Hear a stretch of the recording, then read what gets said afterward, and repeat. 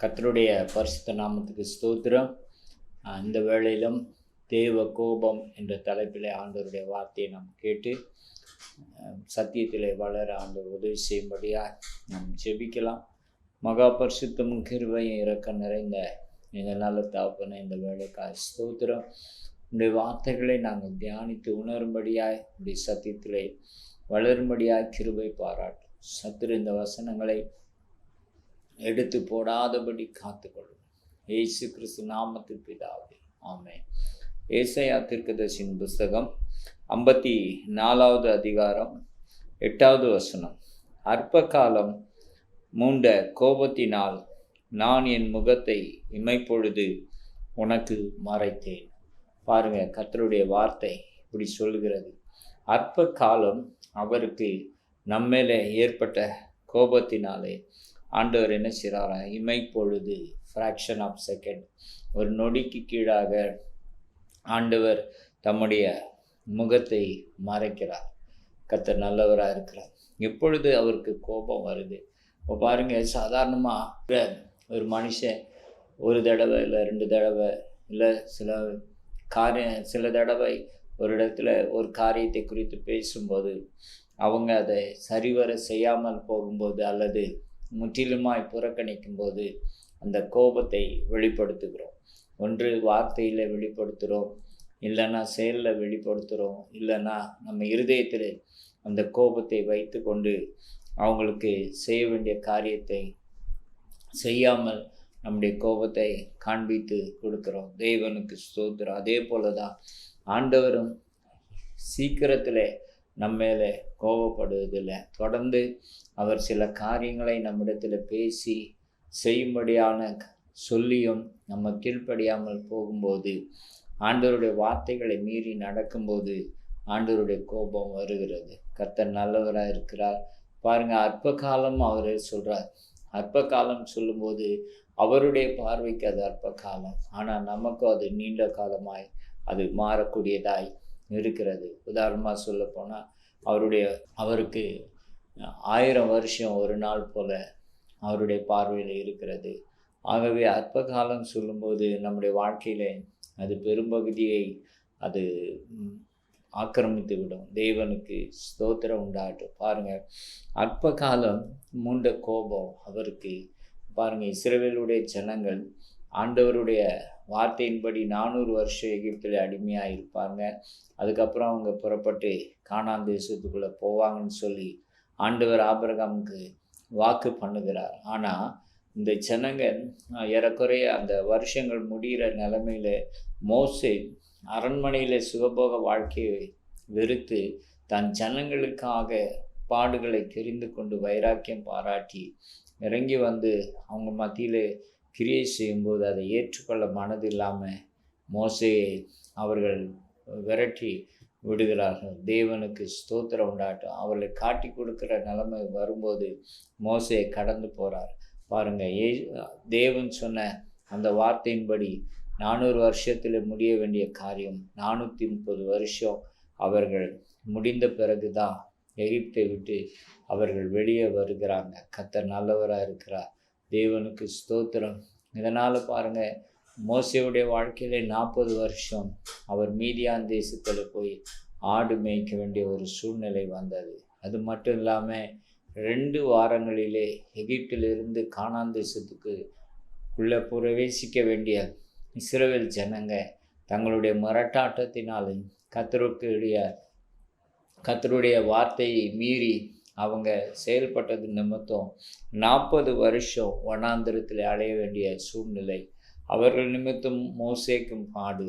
ஏறக்குறைய 70 வருஷம் 80 வருஷம் அவருடைய வாழ்க்கை போய்விட்டது. ஆகவே தான் ஆண்டவர் சொல்கிறார், அந்த மோசே தன்னுடைய காரியங்களை குறித்து சொல்லும்போது சங்கீத புஸ்தகம் 90வது அதிகாரம் 9வது வசனத்தில் அவர் இப்படியாக குறிப்பிட்டு சொல்லுகிறார்.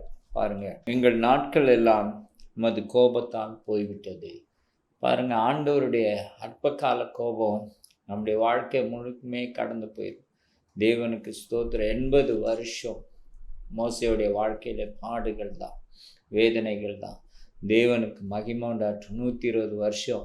அதில் பார்த்தீங்கன்னா 2/3 அவருடைய லைஃப், 3/2 பாகம் லைஃபு பார்த்தீங்கன்னா பாடுகள் மத்தியிலே கடந்து போயிட்டு, ஆண்டவருடைய கோபத்தினால் இஸ்ரவேல் ஜனங்களுக்காக இஸ்ரவேல் ஜனங்களோடு கூட சேர்ந்து அவரும் பாடுபட வேண்டிய சூழ்நிலைக்கு தள்ளப்பட்டார். தேவனுக்கு மகிமை உண்டாகட்டும். பாருங்க, அற்ப காலம் உண்ட கோபத்தினாலே அவர் தம்முடைய முகத்தை மறைத்து கொள்கிறார். அவர் தம்முடைய முகத்தை மறைத்து கொள்ளும்போது பார்த்தீங்கன்னா நம்முடைய வாழ்க்கையில் அதை அப்புறம் பார்த்தீங்கன்னா அதை விவரித்து சொல்ல முடியாத காரியங்கள்லாம் சம்பவிக்கும். ஓசியா தீர்க்கதரிசியின் புஸ்தகம் 5வது அதிகாரம் 15வது வசனத்தில் அதை குறித்து சொல்லப்பட்டிருக்கிறது. பாருங்கள், அவர்கள் தங்கள் குற்றங்களை உணர்ந்து என் முகத்தை தேடும் மட்டும் நான் என் ஸ்தானத்துக்கு திரும்பி போய்விடுவேன். தங்கள் ஆபத்திலே என்னை கருத்தாய் தேடுவார்கள். பாருங்கள், ஆண்டவர் எதிர்பார்க்கிற ஒரு விஷயம் என்னென்னா, முதலாவது நம்முடைய குற்றங்களை உணரும்படியாய் மனம் திரும்பும்படியாய் கர்த்தர் எதிர்பார்க்கிறார். ஆண்டவர் கோபத்தை நம்ம இடத்துல காண்பிக்கிறதுனுடைய நோக்கம் அவர் நம்மளை அழிப்பதற்காக அல்ல, மறுபடியும் நம்மளை சரிப்படுத்தி அவரோடு கூட சேர்த்து கொள்வதற்காகத்தான் ஆண்டவர் இந்த காரியத்தை செய்கிறார். தேவனுக்கு மகிமை. பாருங்கள், தங்கள் குற்றங்களை உணர்ந்து என் முகத்தை தேடு மட்டும், ஆண்டவரே நாங்கள் இந்த தவறு செஞ்சிட்டோப்பா அப்படின்னு சொல்லி அந்த உணர்வு நமக்குள்ளே வரணும்னு சொல்லி ஆண்டவர் எதிர்பார்க்கிறார். இந்த கடைசி நாட்களில் பார்த்தீங்கன்னா அநேகர் துணிகரமான பாவங்களை தொடர்ந்து செய்து கொண்டே இருக்கிறாங்க. தங்கள் குற்றங்களை உணர்கிறவன் யார் என்று சொல்லி வசனம் சொல்லுகிறது. தேவனுக்கு ஸ்தோத்திரம். யாருக்கு அவங்களுடைய தவறை சுட்டி காட்டினா சில நேரம் பார்த்தீங்கன்னா நல்ல வசனம் பேசுகிறாங்க, சத்தியத்தின்படி வைராக்கியமாக இருக்கிறாங்க, ஆனால் நீங்கள் இப்படி செய்கிறது இது இல்லை அப்படின்னு சொல்லி அவங்கக்கிட்ட ஞானமாக பேசினா கூட அவங்க ஏற்றுக்கொள்கிறது இல்லை. தேவனுக்கு மகிமை உண்டாகட்டும். ஒரு பிடிவாதம், ஒரு வைராக்கியம், தான் செஞ்சது தான் பேசுகிறது சரின்னு நினைக்கிறாங்க. ஆனால் கர்த்தருடைய பார்வையில் அது அப்படி அல்ல. கர்த்தர் நல்லவராக இருக்கிறார். ஆகவே தான் ஆண்டவர் சொல்ற, தங்கள் குற்றங்களை உணர்ந்து என் முகத்தை தேடும் மட்டும். குற்றங்களை உணர்கிறது மாத்திரம் இல்லை, என்ன தேடுன்னு சொல்லி ஆண்டவர் சொல்கிறார். தேவனுக்கு ஸ்தோத்திரம் உண்டாகட்டும். அப்போ ஆண்டவர் கோபத்தை விட்டு திரும்பணும்னா முதலாவது நம்முடைய வாழ்க்கையில் நம்ம செய்த தவறை உணர்ந்து ஆண்டவரிடத்தில் மன்னிப்பு கேட்கணும். ஆண்டவருடைய முகத்தை நாம் பார்க்கும்போது தேவன் இறங்குவார். பாருங்க, அவர் சொல்கிறார், நான் என் ஸ்தானத்துக்கு திரும்பி போய்விடுவேன். என்ன ஜெபம் பண்ணாலும் தேவ சமூகத்திலிருந்து நமக்கு பதில் வராமல் போய்விடும். குற்றங்களை உணர்ந்து அறிக்கையிட்டு அவருடைய முகத்தை தேடும் மட்டும் பார்த்தீங்கன்னா ஆண்டவர் ஸ்தானத்துக்கு போய்விடுவேன் என்று சொல்லி சொல்கிறார். கர்த்தர் நல்லவர். இஸ்ரவேல் ஜனங்கள் ஓய்வு நாளை மதியாமலும் ஓய்வு நாளுக்கு கீழ்ப்படியாமல் போனது நிமித்தம் ஆண்டவர் கணக்கு வைத்து 70 வருஷம் பாபிலோனிலே அவர்களை அடிமைகளாக ஒப்பு கொடுத்தார். எரேமியா தீர்க்கதரிசி எழுதி வைத்த அந்த தீர்க்கதரிசனத்தை தானியேல் வாசித்து அவர் பார்த்தீங்கன்னா தானியேலுடைய 9ஆம் அதிகாரம் முழுவதும் நாங்கள் பாவம் செய்து அக்கிரமம் செய்தோம் சொல்லி அவர் உணர்ந்து ஜனங்களுக்காக அவர் தேவ சமூகத்தை நோக்கி பார்க்கிறார். கர்த்தர் நல்லவராக இருக்கிறார். அப்போது ஆண்டவர் அவருடைய ஸ்தானத்துக்கு போயிட்டார். அடிமைகளாக இவர்கள் விற்கப்பட்டு அந்நிய தேசத்தில் 70 வருஷம் அவர்கள் வாழ வேண்டிய சூழ்நிலைக்கு தள்ளப்பட்டாங்க. தேவனுடைய கோபம், ஓய்வு நாளை அவர்கள் சரியாய் கை கொள்ளாமல் கீழ்ப்படியாமல் போனது நிமித்தம் ஆண்டவர் நீதியை சரி கட்டினார். தேவன் நல்லவராக இருக்கிறார். பாருங்க, இந்த வசனத்தில் அவர் சொல்றார், தங்கள் ஆபத்தில் என்னை கருத்தாய் தேடுவார்கள். இப்போ பாருங்க, கர்த்தருடைய சமூகம் விலகி போயிடுச்சுன்னா அந்த அதுக்கப்புறம் நம்ம சொல்லவே முடியாது எப்படிப்பட்ட காரியம் வரும். யோபனுடைய வாழ்க்கையில் ஆண்டவர் வேலியை எடுக்க ஒப்பு கொடுத்தார். பார்த்தீங்கன்னா பயங்கரமான ஆபத்துக்கள் அவருடைய வாழ்க்கையிலே வந்தது. இஸ்ரவேல் ஜனங்கள் தேவனுக்கு விரோதமாய் தொடர்ந்து பாவம் செய்தனால ஒரு காலகட்டத்தில் ஆண்டவர் அந்த ஜெர்மன் சர்வாதிகாரி ஹிட்லர் இடத்துல ஒப்பு கொடுத்தா 60 லட்சம் ஜனங்கள் கொல்லப்பட்டாங்க. ஆபத்து, பயங்கரமான ஆபத்து. பிசாசு எப்போ ஒரு நிமிஷம் கிடைக்கும் நம்ம மேலே, எப்படி நம்மளை மேலே பாய்ந்து நம்மளை அழித்து போடணும்னு சொல்லி பிசாசு காத்து கொண்டிருக்கிறான். தேவனுக்கு ஸ்தோத்திரம். இன்னைக்கு பூமியில் சில பொல்லாத மனுஷர்கள் அப்படி நம்ம மேலே காத்து கொண்டிருக்கிறாங்க. ஆபத்து நிறைந்த ஒரு உலகம். அந்த ஆபத்திலே ஆண்டவர் என்ன சொல்கிறார் பாருங்க, கருத்தாய் தேடுவாங்க. அப்போது ஒடுக்கப்படும் போது, பட்னியாக கிடக்கும்போது, பலனெல்லாம் மற்றவர்கள் கையில் போய் நிற்கும்போது தான் அவங்க கருத்தாய் என்னை தேடுவாங்க. அப்போ ஆண்டவர் அந்த சிக்ஷையை, அந்த காரியத்தை அனுமதிக்கிறதுனுடைய நோக்கம் அப்படி தான் உணர்வை கொண்டு வருவதற்காக, நம்முடைய வாழ்க்கையிலே மனம் திரும்புவதற்காக ஆண்டவர் ஆபத்தை அனுமதிக்கிறார். கர்த்தருக்கு ஸ்தோத்திரம். அவர் நம்மளை மனப்பூர்வமாக தண்டிக்கிற தெய்வம் அல்ல. அவரை திரும்ப திரும்ப நம்ம கோபப்படுத்தி ஆண்டவருடைய வார்த்தை விசுவாசியாமல் போகும்போது, கர்த்தருடைய வார்த்தைக்கு எதிர்த்து நிற்கும்போது தான் ஆண்டவருடைய கோபம் பற்றி எறிகிறது. தேவன் நல்லவராய் இருக்கிறார். அப்போ பாருங்க, ஆண்டவருடைய கோபத்தை சுமக்கிறது ரொம்ப சாதாரண ஒரு காரியம் அல்ல. அதன் நிமித்தம் நம்ம வாழ்க்கையே அழிந்து போகக்கூடிய நிலைமை கூட வரலாம். தேவன் நல்லவராக இருக்கிறார். நம்முடைய குற்றங்களை உணரும்போது, ஆண்டவர் சமூகத்தை தேடும்போது கர்த்தர் இரக்கம் பாராட்டுவார். பாருங்கள், ஓசியா தீர்க்கதரிசியின் புஸ்தகம் 14வது அதிகாரம் 2வது வசனத்தில் சொல்கிறாரு, எப்படி மனம் திரும்பணும்னு. வார்த்தைகளை கொண்டு கர்த்தரிடத்தில் திரும்புங்க. அவர் என்ன வார்த்தை சொன்னாரோ அந்த வார்த்தையின்படி செய்வதற்கு ஒப்பு கொடுங்க. ஆண்டவர் அதை எதிர்பார்க்கிறார். அப்படி செய்யும்போது ஆண்டவர் பாராட்டுவார். அவரை நோக்கி, தேவரீர் எல்லா கிரமத்தையும் நீக்கி எங்களை தயவாய் அங்கீகரித்தருளும். நாங்கள் தவறு செஞ்சிட்டோம், மண்ணான மனுஷன் நாங்கள். ஆண்டவரே, நீர் மகா பெரியவர்.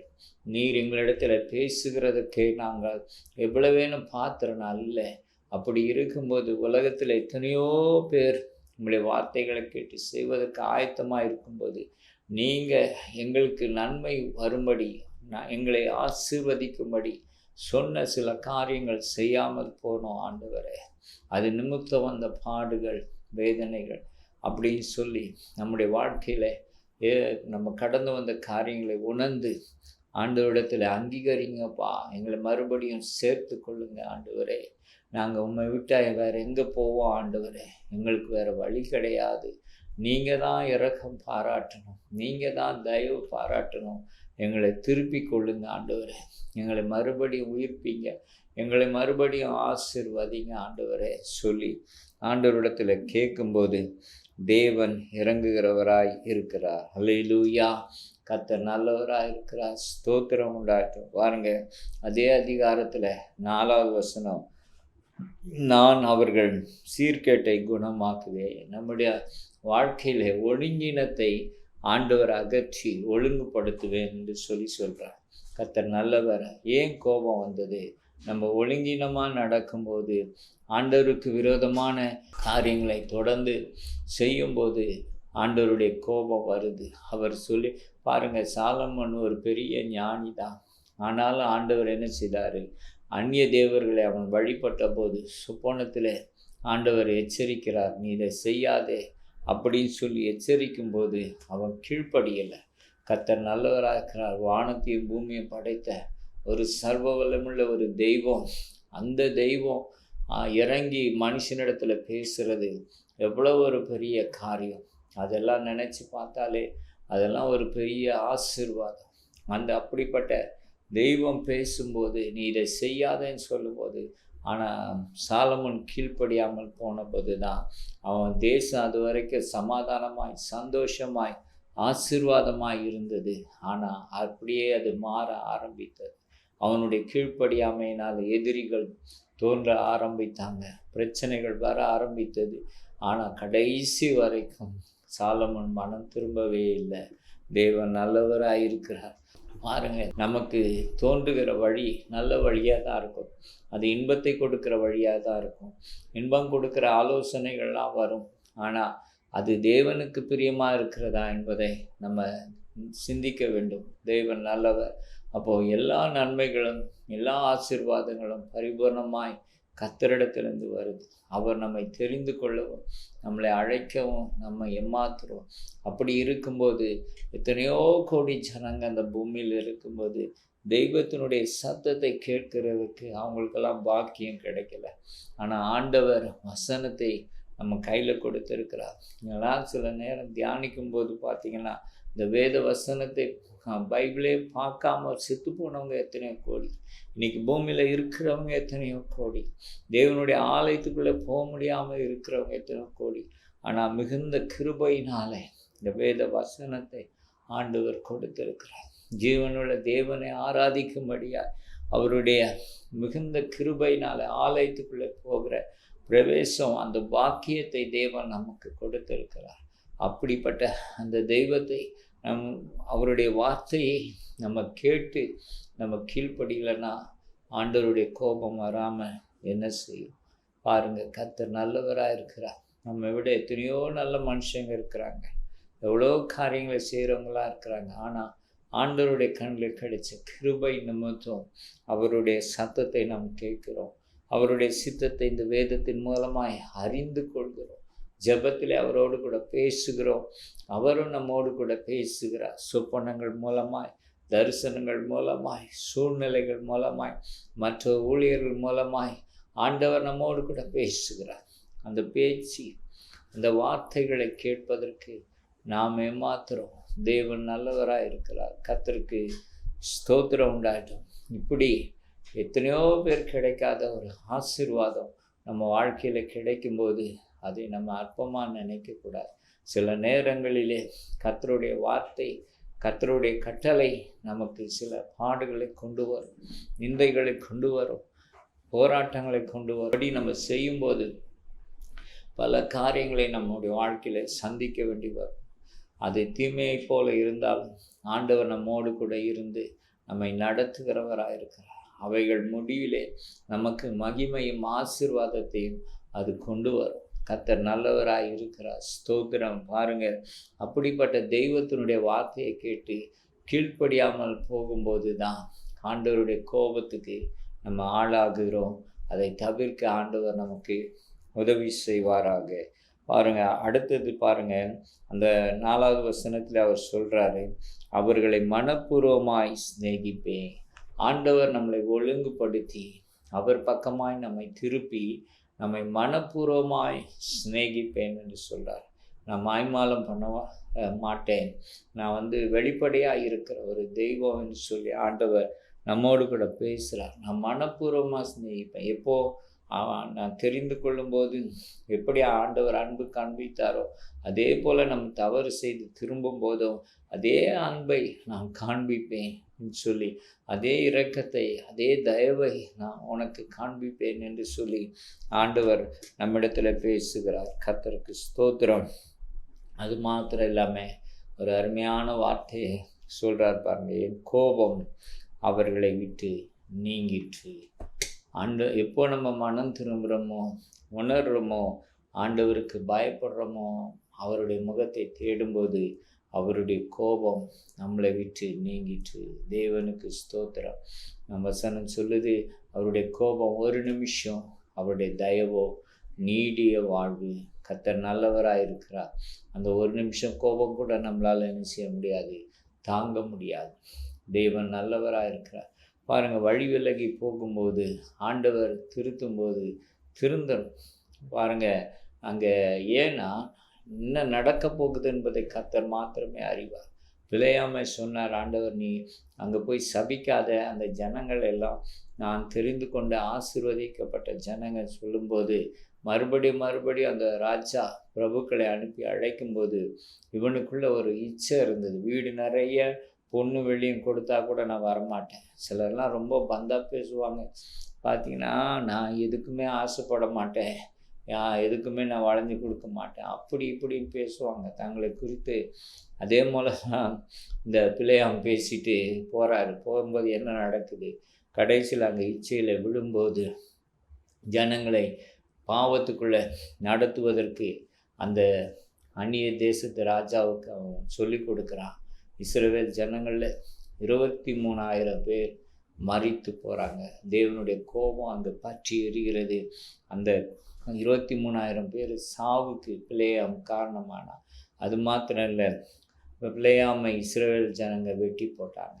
பாருங்க, ஆண்டவர் சொல்கிறாருன்னா அது கீழ்ப்படிந்து இல்லை, உறுதியாக இருந்து நான் இனிமேல் நான் வரமாட்டேன், நீ என்ன சொன்னாலும் சரி நான் வரமாட்டேன்னு சொல்லி அவன் உறுதியாய் தன் இருப்பிடத்தில் இருந்திருப்பானானா அவனுடைய ஜீவனையும் அவன் காப்பாற்றி இருப்பான். இஸ்ரவேலில் 23,000 பேர் மரித்திருக்க மாட்டாங்க. கர்த்தர் நல்லவராக இருக்கிறார். ஆகவே தான் தேவனுக்கு தெரியும் பிசாசு எப்படி வழி நடத்துவான், என்ன செய்வான், நம்ம போய் எப்படிப்பட்ட பாவத்தை செய்வோம் என்பதெல்லாம் கர்த்தர் அறிந்திருக்கிறார். ஆகவே தான் ஆண்டவர் எச்சரிக்கிறார். ஆண்டவர் நமக்கு வார்த்தைகளை கொண்டு பேசுகிறார். நமக்குள்ள ஒரு மனம் திரும்பல் வரணும். அவர் சொன்னார்னா சொன்னது தான், அதில் எந்த ஒரு மாற்றமும் கிடையாது. அது அப்படியே கீழ்ப்படியும் போது கர்த்தருடைய கரம் நம்மோடு கூட இருந்து நம்மை ஆசீர்வதிக்கிறதா இருக்கிறது. எவ்வளவு தீங்கு வந்தாலும் சரி, ஆண்டவர் சொன்ன வார்த்தையை செய்து முடிக்கணும். எவ்வளோ பிரச்சனைகள் பண தேவைகள் இருந்தாலும் அதை செய்யணும்னு சொல்லி நம்ம தீவிரம் காட்டும்போது, ஒப்பு கொடுக்கும்போது ஆண்டவர் எல்லா தீங்குக்கும் விலக்கி காத்து அவருடைய சித்தத்தை ஆண்டவர் நிறைவேற்றுகிறதற்கு அவர் வல்லமையுள்ளவராயிருக்கிறார். அல்லேலூயா. தவறுகிற பட்சத்தில் தான் பிரச்சனைகளும் போராட்டங்களும் வருது, கண்ணீரும் உபத்திரவங்களும் வருது, வேதனைகளும் வருகிறது. கீழ்ப்படியாமல் போகும்போது பார்த்திங்கன்னா ஆண்டவர் நமக்கு கொடுத்த அந்த நன்மை கைகளை விட்டு போயிடுது, ஆசீர்வாதம் கைகளை விட்டு போயிடுது. கர்த்தருக்கு ஸ்தோத்திரம் உண்டாட்டும். ஆனால் கர்த்தர் மனதுருக்கமும் இரக்கமும் உள்ள ஒரு தெய்வம். நம்ம எப்போ குற்றங்களை உணர்கிறோமோ அப்பொழுதே ஆண்டவர் நம்ம மேலே இரக்கம் காண்பிக்கிறார். அவர் மனப்பூர்வமாய் நம்மளை நேசிக்க ஆரம்பிக்கிறார். நம்மை மனப்பூர்வமாய் அவர் மன்னிக்கிறார். தேவனுக்கு ஸ்தோத்திரம் உண்டாட்டும். ஆகவே நம்ம எச்சரிக்கையாக இருப்போம். பாருங்கள், அந்த ஏசாயா 54:8 சொல்லும்போது ஆண்டவர் சொல்கிறார், நித்திய கிருபையுடன் கூட இறங்குவேன்னு சொல்லி. பாருங்கள், தேவனுக்கு ஸ்தோத்திரம் உண்டாகும். ஏன்னா ஆண்டவர் கோபத்தை காண்பித்து அதோடு கூட அவர் அப்படியே நிற்கிறதில்லை. நம்ம திரும்பும்போது அவரும் மனப்பூர்வமாய் நம்மளை நேசிக்கிறார். ஒரு நித்திய உடன்படிக்கையை ஆண்டவர் கொடுத்து ஆசீர்வதிக்கிறார். தாவீது ராஜாவுடைய வாழ்க்கையில் பார்த்தீங்கன்னா, அவர் பாவம் செய்த போது அந்த பசேபாளிடத்தில் பிறந்த அந்த முதல் குழந்தையை கர்த்தர் அடித்தார். ஆனாலும் ஆறுதல் உண்டாகும்படி ஆண்டவர் அவனுடைய குற்றங்களை மன்னித்ததுக்கு அடையாளமாய் சாலமோனை ஆண்டவர் தெரிந்து கொண்டு ராஜாவாய் வைத்தார்.